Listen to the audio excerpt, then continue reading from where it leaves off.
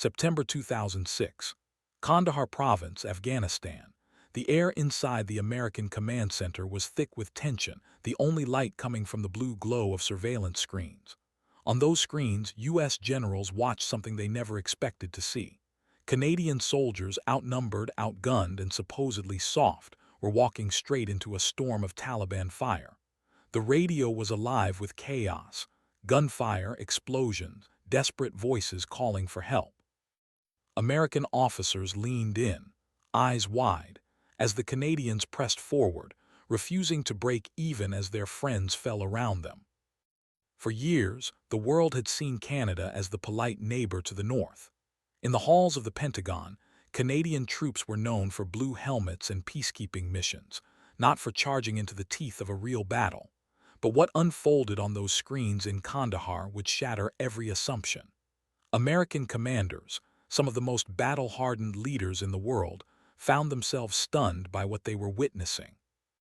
These weren't just soldiers, they were warriors, fighting with a ferocity and grit that left even U.S. Special Forces in disbelief. The story of what happened next would ripple through every level of the American military. Reports would fly back to Washington, filled with words like unbelievable, relentless, and heroic. Generals who had once doubted Canada's resolve would be forced to rewrite their opinions in real time. The Pentagon's top brass would soon be asking a single question: who were these Canadians, and how had the world forgotten what they were capable of? But the truth is, this wasn't just a story about a single battle. It was about a nation rediscovering its edge, and about American leaders witnessing a transformation that would change the way they saw their northern allies forever. The images from those screens, dusty, bloodied soldiers dragging their wounded to safety, refusing to retreat, pushing forward against impossible odds, would become legend inside U.S. military circles. The respect earned in those days would echo all the way to Capitol Hill, where American lawmakers would later cite the Canadians' actions as proof of true Allied courage. Yet behind every headline and every official report, there was a deeper question that haunted the American command. What price were these young Canadians paying for this newfound respect? And what did it mean for the future of the war in Afghanistan? As the dust settled over the grape fields of Kandahar, one thing was clear: America would never look at its northern neighbor the same way again. But how did it come to this? What did those American generals really see in the chaos of Operation Medusa? And why did it shock even the most experienced warriors in the U.S. military? The answers begin with a forgotten chapter in the story of modern warfare, a chapter that would force the world, and especially America, to remember just how hard Canadians could fight when everything was on the line. For most Americans, the war in Afghanistan seemed all but over by 2001. The Taliban had been toppled, their leaders scattered, and the world watched as U.S. forces rolled through the deserts and mountains with overwhelming power. News anchors declared victory. Politicians in Washington spoke of rebuilding, of peacekeeping, of a new era for a battered country. But beneath the surface, something far more dangerous was brewing, a threat that would catch even the most seasoned American commanders off guard. By 2006, the reality on the ground was nothing like the headlines back home. The Taliban, once thought to be finished, had spent 5 long years hiding, regrouping, and quietly rebuilding their strength. They weren't just planting roadside bombs or launching hit-and-run attacks anymore. They were coming back as a real army, organized, determined, and ready to fight for every inch of ground.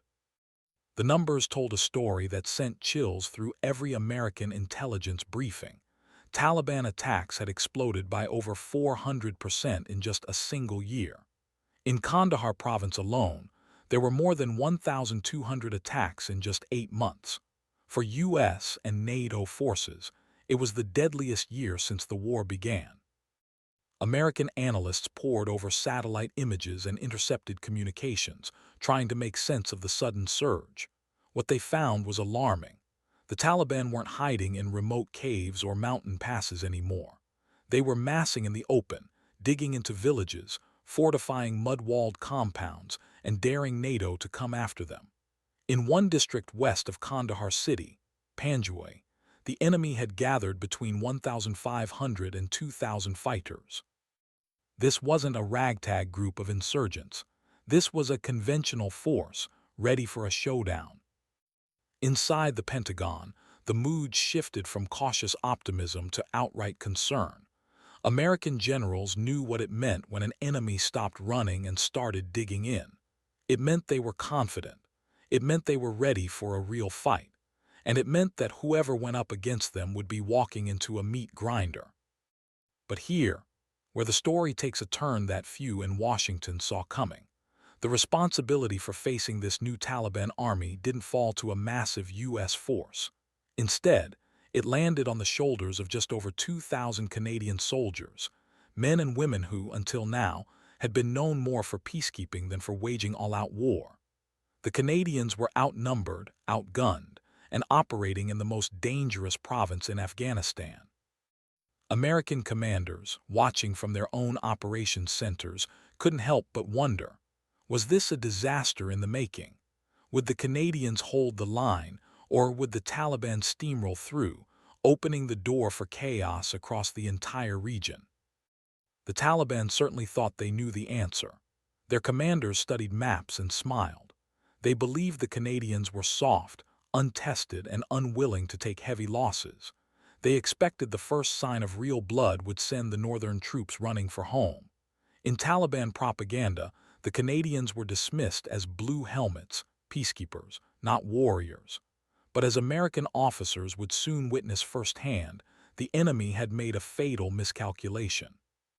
The stakes couldn't have been higher. If the Taliban broke through in Kandahar, the heartland of their old regime, it would send shockwaves through every U.S. base in the country. It would embolden insurgents, threaten the fragile Afghan government, and put American lives at even greater risk. The entire NATO mission hung in the balance, and the world was about to find out if the Canadians were up to the challenge. As the first shots rang out in the grape fields and mud compounds of Panjwai, American generals leaned forward, eyes fixed on the screens. They knew they were witnessing the opening moves of a battle that would decide the future of the war. What they didn't know was that they were also about to witness a transformation, one that would force the U.S. military to rethink everything it thought it knew about its northern ally. The Taliban had returned, stronger and bolder than ever. But in the days to come, it would be the Canadians who would deliver the shock of a lifetime, not just to the enemy, but to every American watching from the other side of the world. For decades, the image of the Canadian military in the minds of most Americans was simple: peacekeepers. Blue helmets, calm voices, and a reputation for standing between warring sides, not charging headlong into battle. In the Pentagon, Canada was seen as a reliable friend, dependable, polite, and always ready to help with humanitarian missions or disaster relief. But when it came to the brutal realities of modern warfare, few in Washington expected Canada to be on the front lines. That perception was about to be shattered in the dust and chaos of Afghanistan. It hadn't always been this way. American military historians knew that Canadian soldiers had once been among the most feared on any battlefield. In World War II, German commanders called them stormtroopers for their relentless assaults. At Vimy Ridge in World War I, and on the beaches of Normandy in World War II, Canadians had earned a reputation for toughness and ingenuity that rivaled any fighting force in the world. But after the guns fell silent, Canada's role began to change. In 1956, the country helped invent the very concept of United Nations peacekeeping. For the next 50 years, Canadian troops wore blue helmets, monitored ceasefires, and protected civilians in some of the world's most dangerous hotspots. The warrior spirit faded from public memory, replaced by the image of the gentle guardian. By the early 2000s, even many Canadians had forgotten their own military legacy. Defense budgets shrank, equipment aged, and the armed forces became a shadow of their former strength. In the corridors of the Pentagon, Canada was respected, but not feared. American planners saw them as steady partners, good for logistics and support, but not the kind of force you sent into the teeth of a major battle. When the war in Afghanistan began, Canada's initial deployment was to Kabul, a relatively safe zone. The mission was clear: help stabilize the capital, train Afghan police, and keep the peace. But in 2005, everything changed. Canada made a decision that stunned even its closest allies. Instead of staying in the safety of Kabul, Canadian leaders volunteered to take over Kandahar province, the very heartland of the Taliban. For American generals, this was a bold and risky move. Kandahar was the epicenter of the insurgency, a place where U.S. forces had already faced fierce resistance and mounting casualties. The idea that Canada would step into this hornet's nest raised eyebrows across every U.S. command post in the region. The man behind this audacious shift was General Rick Hillier, the outspoken head of Canada's military. Hillier didn't mince words. He told his troops, "We're not going to help old ladies cross the street. We're going to war." For the first time in generations, Canadian soldiers were being asked to do more than keep the peace. They were being asked to fight, and to fight hard. The units chosen for this mission were some of Canada's best: Princess Patricia's Canadian Light Infantry from Edmonton, the Royal Canadian Regiment from Petawawa, the Lord Strathcona's Horse Armoured Regiment, and the Royal Canadian Horse Artillery. These were not just peacekeepers. They were warriors, trained for combat but untested in a major ground battle for over half a century. Their commanders, like Lieutenant Colonel Omar Lavoie and Major Matthew Sprague, were smart, steady, and ready to lead from the front. As the Canadians prepared to deploy, American officers watched with a mix of curiosity and skepticism. Could these troops, with their peacekeeping background and limited combat experience, really handle the pressure cooker of Kandahar? Would they stand their ground when the bullets started flying, or would they falter under the weight of history and expectation? The Taliban certainly didn't think much of their new opponents. Intelligence reports intercepted by U.S. analysts revealed that enemy commanders saw the Canadians as soft targets, peacekeepers, not fighters. They believed that when the first casualties came, the Canadians would break and run. In Taliban propaganda, the Canadians were dismissed as blue helmets, a force to be mocked, not feared. But as the first Canadian convoys rolled into Kandahar, something began to shift. American soldiers stationed nearby noticed the quiet determination in their northern allies. There was no bravado, no chest thumping, just a steely resolve to get the job done. The Canadians knew they were walking into the most dangerous mission their country had faced in generations. They knew the odds were against them.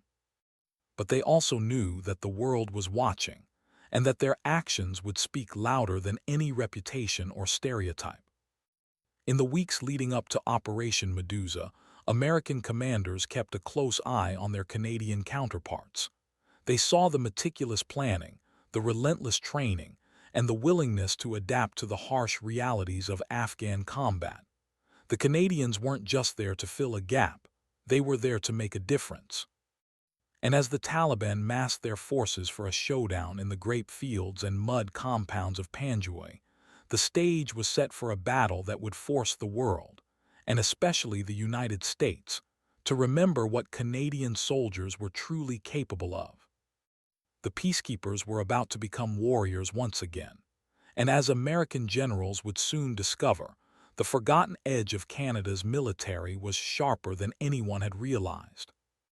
As the summer of 2006 burned across southern Afghanistan, American intelligence officers at Kandahar airfield watched the situation in Panjwai district spiral out of control.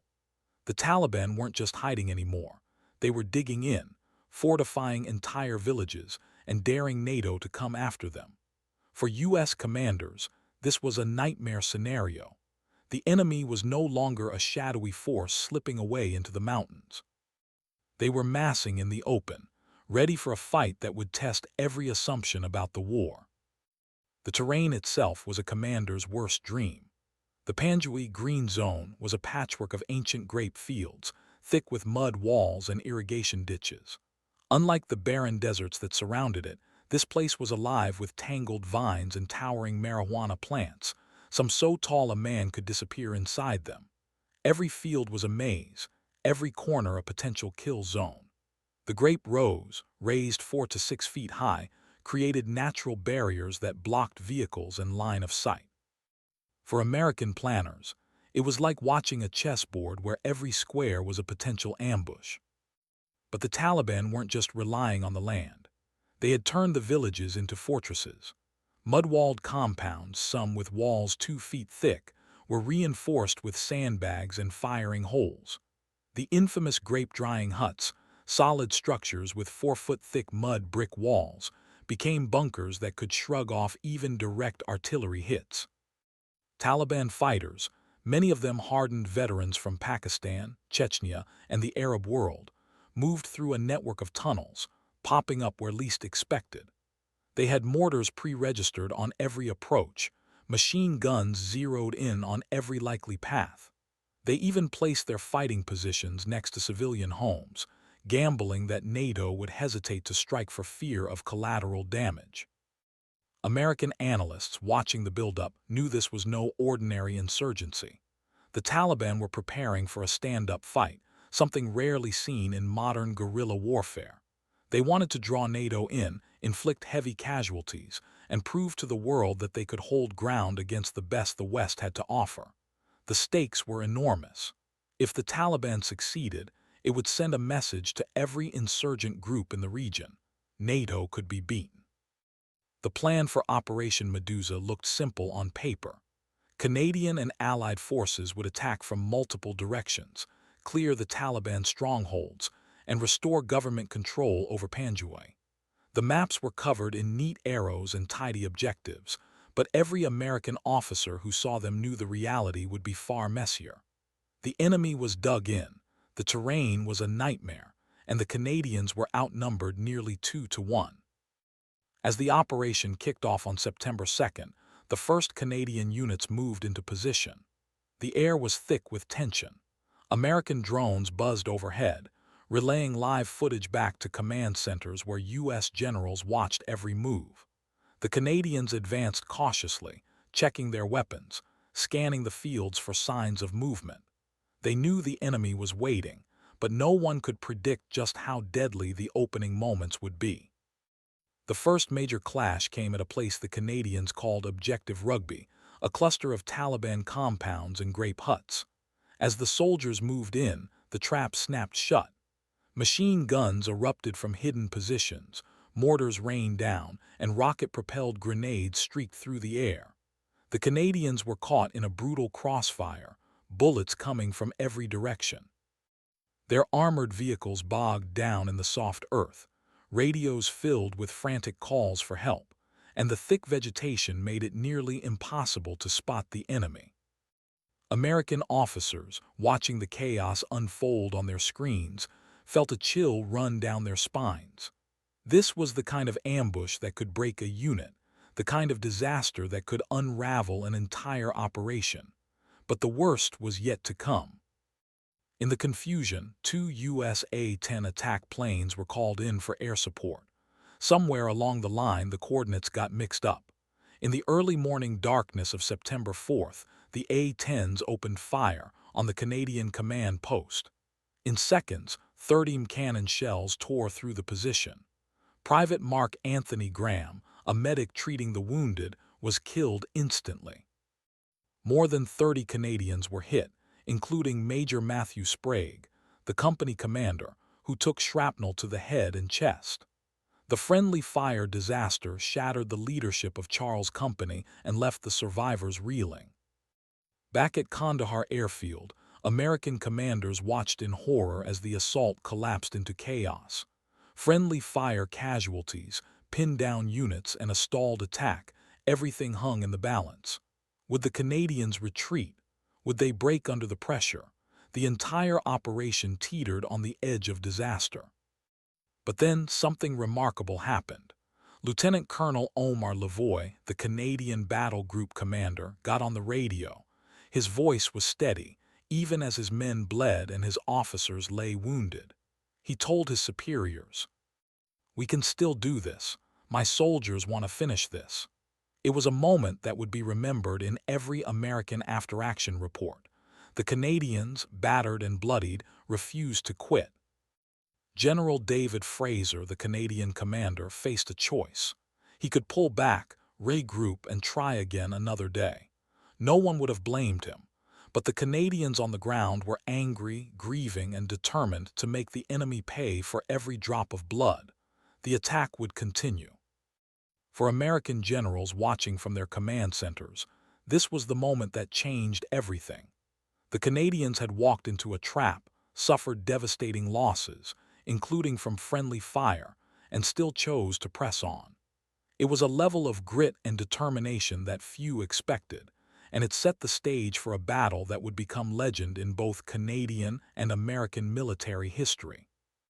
The trap was set, the die was cast, and Operation Medusa was about to enter its most brutal phase.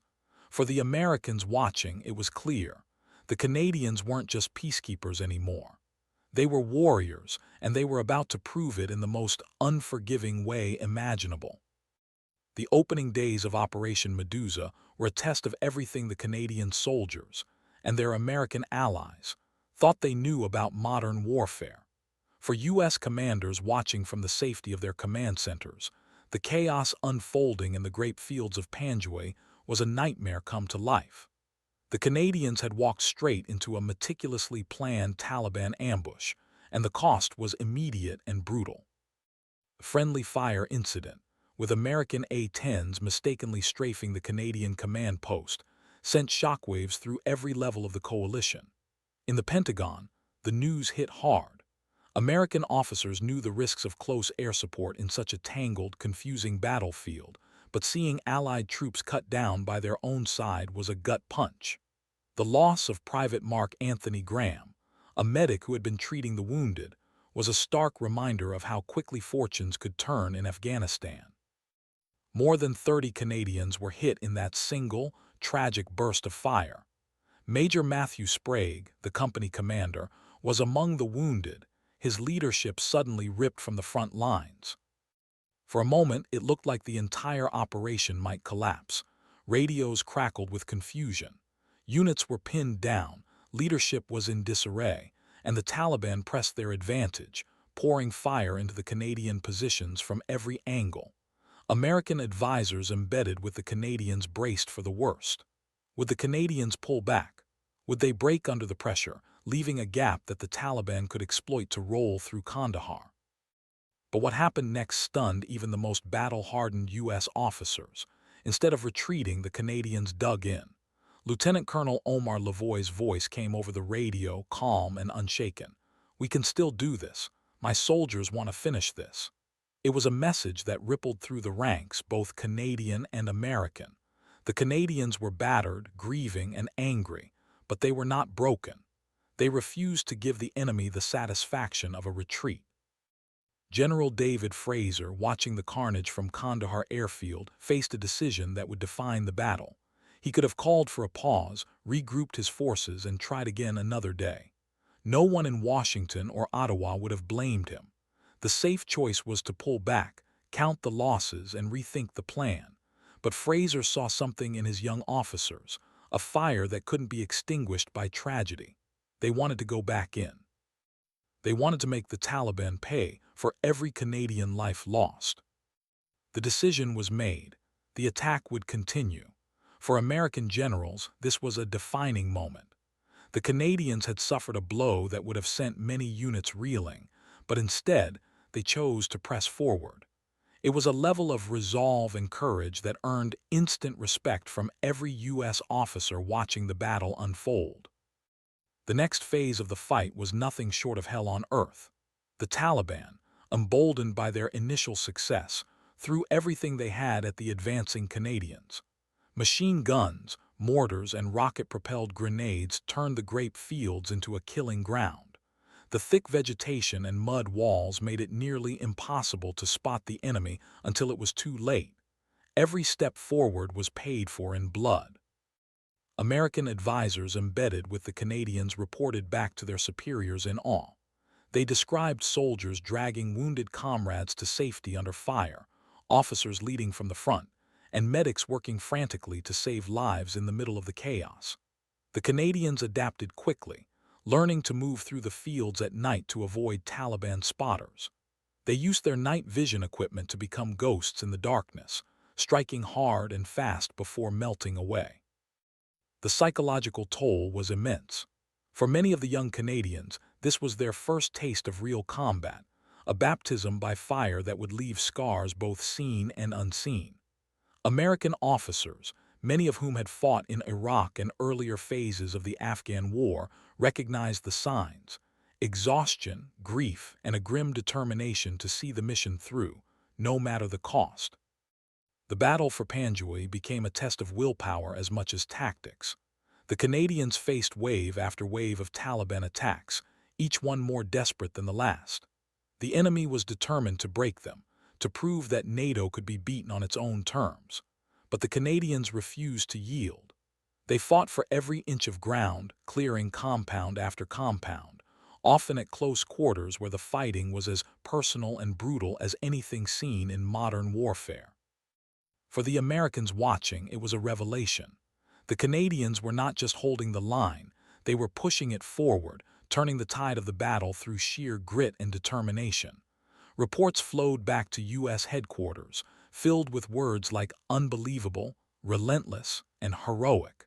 The respect for Canada's fighting spirit grew with every passing day. But the cost was staggering. By the end of the first week, Canadian casualties were mounting at a rate that shocked even the most experienced U.S. commanders. 12 soldiers killed in action, more than 40 wounded, numbers that would have crippled many units. Yet the Canadians pressed on, refusing to let their losses define the outcome. The turning point of Operation Medusa was not a single moment, but a series of choices made under fire, choices that revealed the true character of Canada's soldiers. For the Americans who witnessed it, the lesson was clear. Never underestimate your allies, especially when their backs are against the wall.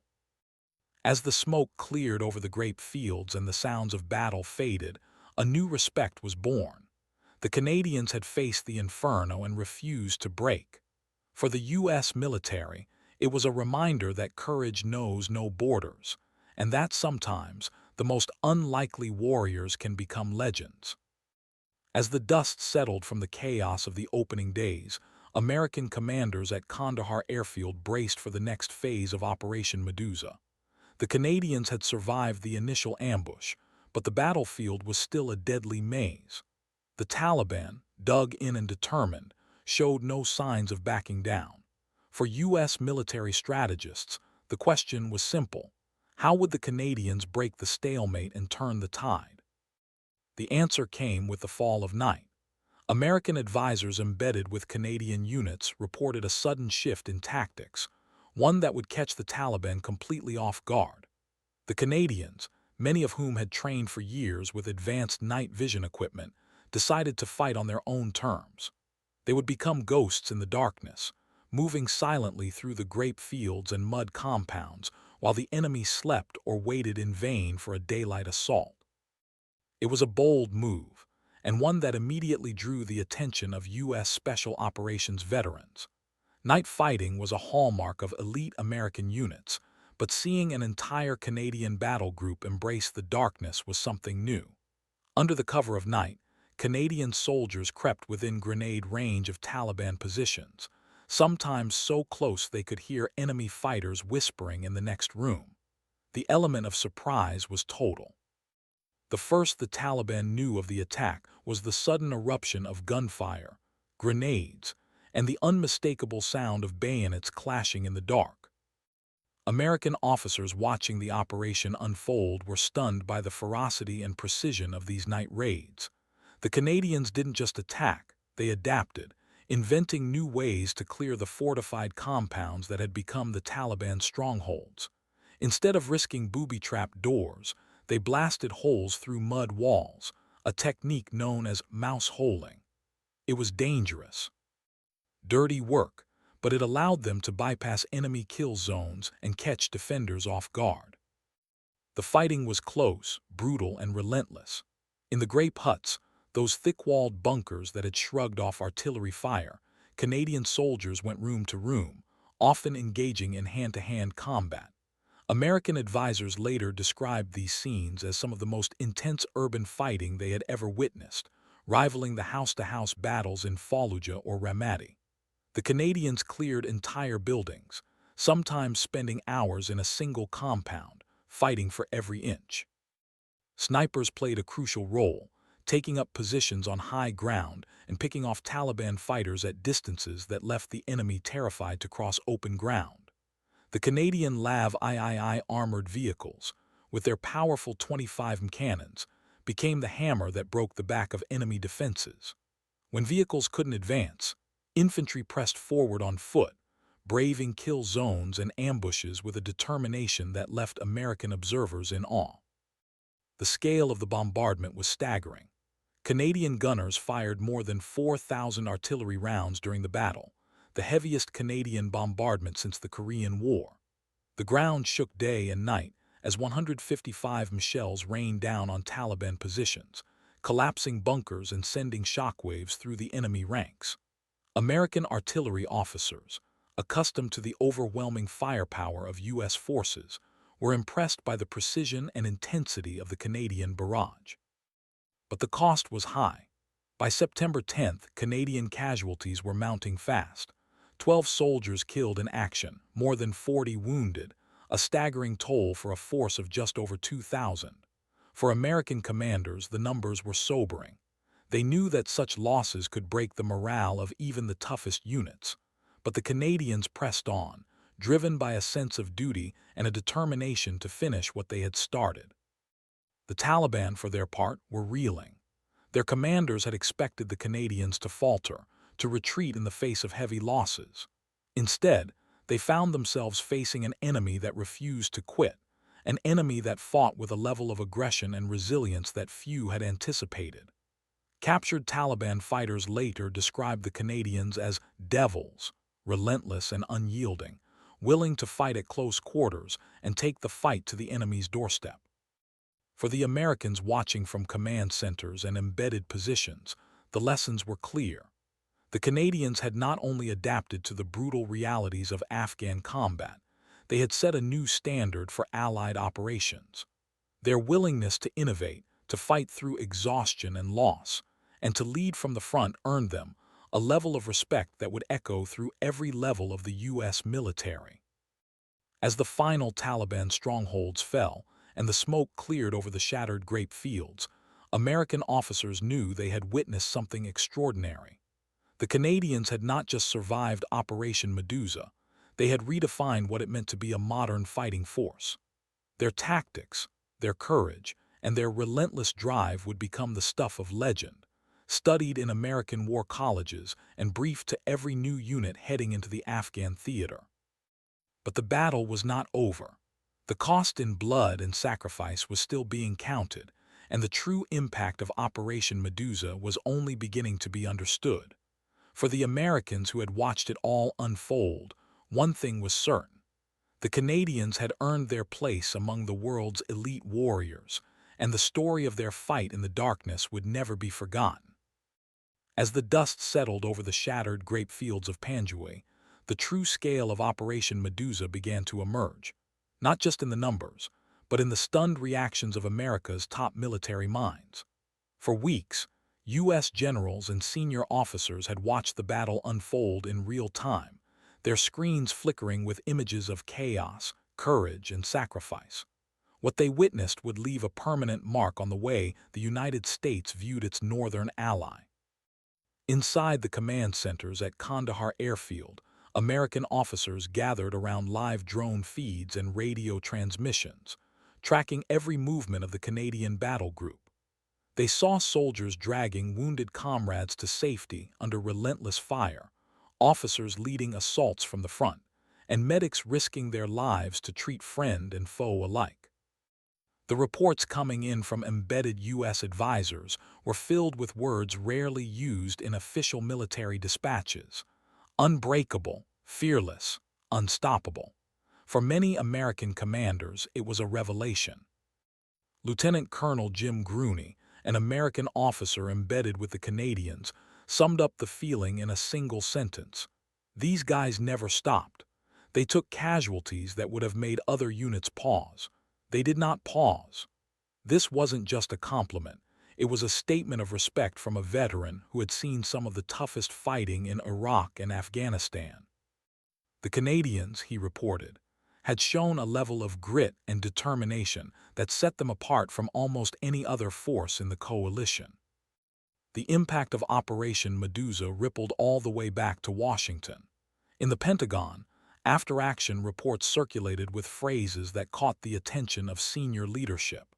The Canadians had demonstrated aggressive infantry tactics that exceeded expectations. Their willingness to engage the enemy at close range was described as remarkable for any modern military. For American units preparing to deploy to Afghanistan, Medusa became a case study, a lesson in what it meant to fight, adapt, and endure in the face of overwhelming odds. Major General Benjamin Freakley, commander of the U.S. 10th Mountain Division, flew out to meet the Canadian battle group personally. His assessment was blunt and unequivocal. Their willingness to engage the enemy at close range is remarkable for any modern military.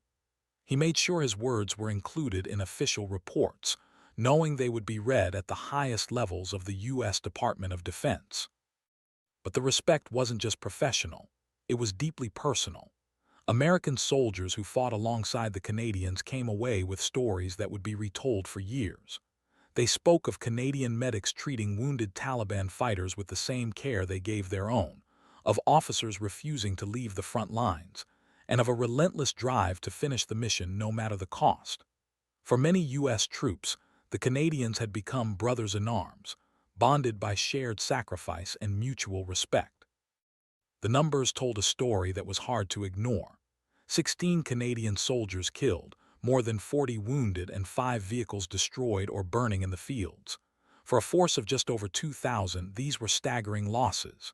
Yet the Canadians never faltered. American officers noted that in many armies, such casualties would have led to a pause, a regrouping, or even a withdrawal. But the Canadians pressed on, driven by a sense of duty and a determination to honor their fallen. The Taliban, too, felt the shockwaves. Captured fighters and intercepted communications revealed a new respect and fear for the Canadians. One enemy commander, caught after the battle, admitted, "We thought we could beat the Canadians because they were not Americans. We were wrong. They fought like devils." Taliban reports warned their fighters to avoid Canadian sectors whenever possible, telling them, "You be fight the Italians or the Germans. The Canadians will follow you and kill you."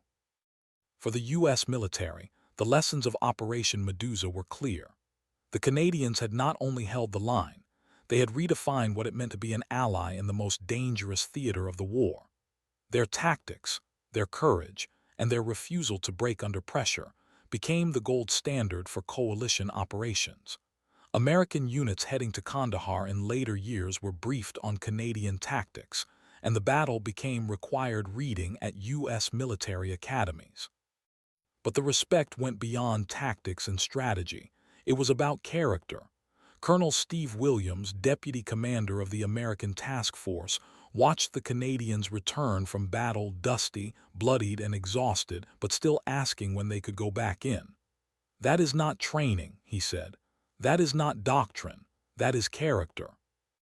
In the years that followed, American generals would speak openly about the transformation they had witnessed.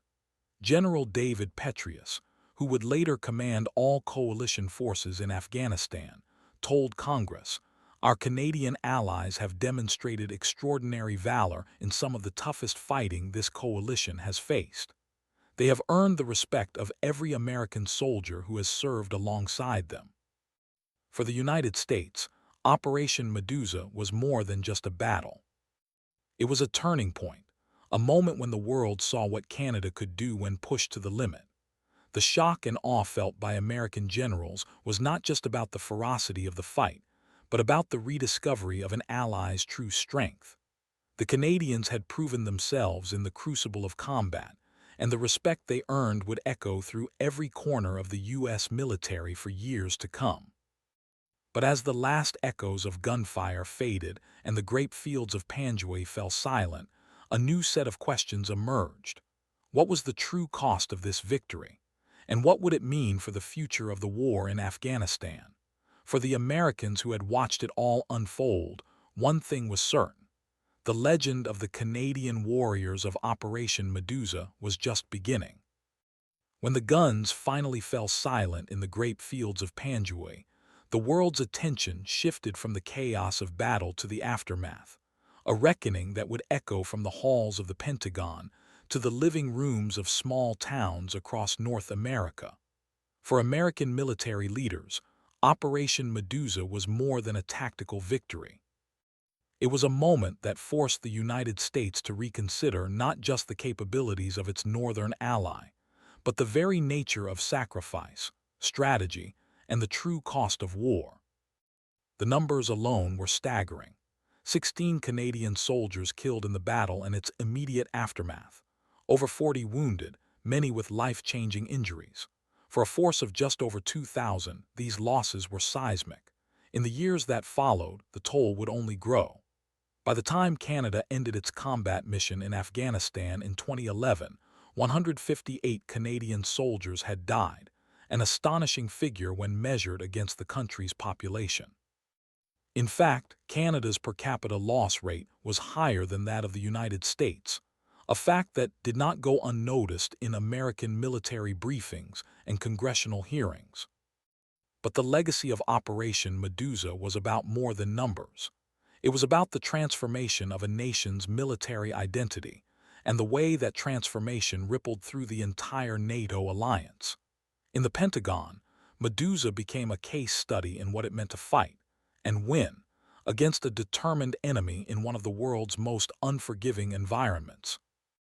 American units heading to Afghanistan were briefed on Canadian tactics, and the battle was dissected in U.S. war colleges as an example of adaptability, courage, and the willingness to pay the ultimate price. Yet as the years passed, a new set of questions began to haunt both American and Canadian leaders. What had all this sacrifice achieved? The Taliban, battered and bloodied in the fields of Panjwai, had learned a brutal lesson. Standing and fighting against NATO meant certain destruction. So they changed their strategy, abandoning conventional warfare for a campaign of roadside bombs, ambushes, and a war of attrition designed to bleed the coalition slowly. For U.S. commanders, this shift was both a testament to the effectiveness of Medusa and a warning of the long, grinding conflict that lay ahead. Back home, the images of flag-draped coffins traveling down Canada's Highway of Heroes struck a chord with Americans who had seen similar scenes on their own news. The debates that erupted in Ottawa mirrored those in Washington. Was the mission worth the blood and treasure? Did the sacrifices of so many young men and women make a lasting difference? For every story of heroism and brotherhood, there was a family left to mourn, a community left to wonder if the price had been too high. The controversy was not just political, it was deeply personal. American officers who had fought alongside the Canadians spoke openly about the bonds forged in battle, the respect earned in the crucible of combat. But they also acknowledged the scars that would never fully heal. Many Canadian veterans returned home with invisible wounds, post-traumatic stress, survivor's guilt, and the struggle to find meaning in a war that, in the end, saw the Taliban return to power in 2021. For U.S. veterans, these stories felt all too familiar. The legacy of Operation Medusa also reshaped the way the U.S. military viewed coalition warfare. The battle exposed deep divisions within NATO, as some member nations avoided the hardest fighting while others, like Canada, paid a disproportionate share of the cost. In Washington, this sparked debates about burden sharing, commitment, and the future of Allied operations. Canada's sacrifice gave it a moral authority in these discussions, and American policymakers took note. But perhaps the most enduring legacy was the way Operation Medusa changed the narrative about what it means to be a warrior.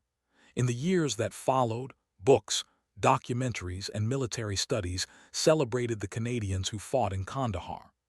The phrase, "we are not just peacekeepers," became a point of pride, not just in Canada but among American soldiers who had witnessed their allies' courage firsthand.